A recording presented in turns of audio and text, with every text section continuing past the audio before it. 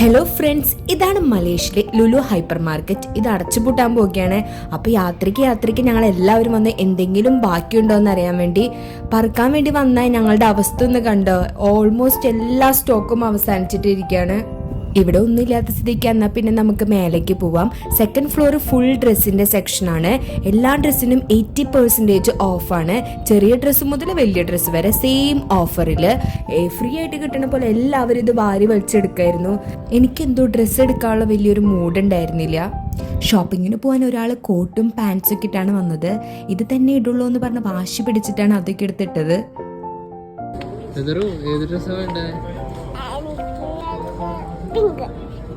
Pink ഇല്ല, വേറെ ഏതാ വേണ്ട?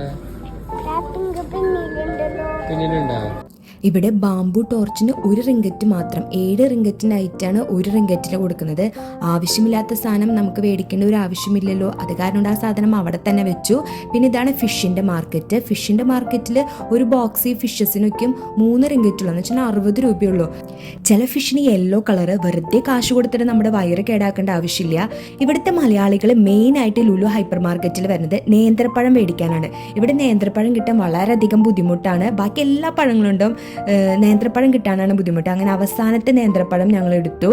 ഇനി അറിയില്ല ഇനി ഞങ്ങൾക്ക് എവിടെ നിന്നാണ് നേന്ത്രപ്പഴം കിട്ടാന്ന്. Okay, bye, see U.